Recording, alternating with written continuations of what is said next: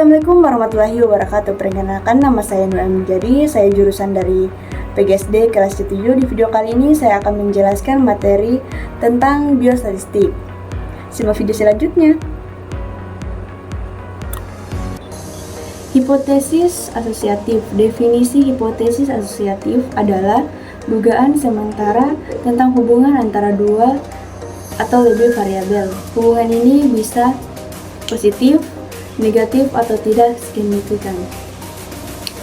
Selanjutnya yaitu jenis hipotesis asosiatif. Yang pertama, asosiatif simetris. Dua variabel berhubungan tapi tidak ada hubungan sebab akibat. Yang kedua, asosiatif timbal balik.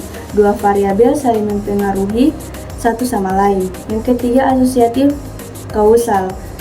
Ada hubungan sebab akibat satu variabel mempengaruhi variabel lainnya. Selanjutnya yaitu jenis korelasi parametrik. Korelasi Poisson atau product moment adalah jenis korelasi yang paling umum digunakan untuk mengukur kekuatan dan arah hubungan linear atau dua variabel interval atau rasion yang berdistribusi normal. Yang pertama yaitu koefisien korelasi Poisson, berkisar antara negatif 1 hingga positif 1. Negatif or sama dengan positif 1, hubungan positif sempurna. Artinya ketika satu variabel meningkat, variabel lainnya juga meningkat dengan proporsi yang sama. Negatif or sama dengan negatif 1, hubungan negatif sempurna. Artinya ketika satu variabel meningkat, variabel lainnya menurun dengan proporsi yang sama. Negatif R sama dengan 0, tidak ada hubungan linear antara kedua variabel. Contohnya hubungan antara tinggi badan dan berat badan. Selanjutnya, jenis korelasi ganda. Korelasi ganda mengukur hubungan antara satu variabel dependen dengan dua atau lebih variabel independen secara simulatif. Ini digunakan untuk mengidentifikasi bagaimana variabel-variabel independen bersama-sama mempengaruhi variabel dependen. Korelasi ganda sering digunakan dalam analisis regresi ganda. Contoh, pengaruh usia dan jam belajar terhadap nilai ujian. Selanjutnya, jenis korelasi parsial. Korelasi parsial digunakan untuk mengukur hubungan antara dua variabel dengan mengendalikan pengaruh dari satu atau lebih variabel lainnya. Artinya, korelasi parsial mengukur hubungan antara dua variabel dengan mengeliminasi efek variabel lain yang mungkin mempengaruhi hubungan tersebut. Misalnya, jika kita ingin melihat korelasi antara variabel A dan B, namun ingin mengontrol efek dari variabel C, maka korelasi parsial memungkinkan kita untuk menghitung hubungan antara A dan B sambil mengendalikan variabel C. Contohnya, hubungan antara stres dan prestasi setelah mengontrol jam tidur. Selanjutnya, korelasi product moment. Rumus korelasi product moment digunakan untuk mengukur sejauh mana dua variabel berhubungan secara linear. Berikut adalah rumusnya. Lanjut, di mana R sama dengan koefisien korelasi Poisson, N sama dengan jumlah pasangan data atau jumlah pengamatan. Sigma X jumlah nilai variabel X, sigma Y jumlah nilai variabel Y. Sigma X dan Y jumlah hasil perkalian setiap pasangan data X dan Y.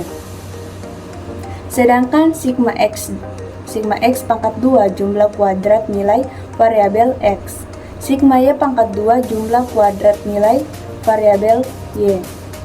Selanjutnya, korelasi Poisson ini menghasilkan nilai antara negatif 1 dan 1. R sama dengan I menunjukkan hubungan positif yang sempurna. R sama dengan negatif 1 menunjukkan hubungan negatif yang sempurna. R sama dengan 0 menunjukkan tidak ada hubungan linear antara kedua variabel. Selanjutnya, korelasi ganda. Rumus korelasi ganda digunakan untuk mengetahui kekuatan hubungan antara satu variabel dependen atau Y dengan dua atau lebih variabel independen, atau dalam hal ini X dan X2.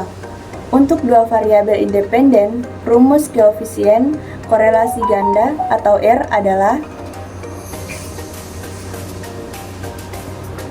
Lanjut keterangan. RY X1 X2 sama dengan koefisien korelasi ganda antara Y dengan X1 dan X2. RY X1 sama dengan korelasi antara Y dan X atau Pearson. RY X2 sama dengan korelasi antara Y dan X2 atau Pearson. R X1 atau X2 sama dengan korelasi antara X dan X2 atau Pearson. Selanjutnya yaitu korelasi parsial. Rumus korelasi parsial digunakan untuk mengukur hubungan antara dua variabel dengan mengontrol pengaruh variabel ketiga atau lebih. Misalnya hubungan antara Y dan X dengan mengendalikan X2. Rumus korelasi parsial antara Y dan X dikendalikan X2. Lanjut keterangan. RY X1 X2 sama dengan koefisien korelasi parsial antara Y dan X dengan X2 dikontrol. RY atau X1 sama dengan korelasi parsial antara Y dan X1. RY atau X2 sama dengan korelasi parsial antara Y dan X2. Rx1 atau X2 sama dengan korelasi parsial antara X1 dan X2.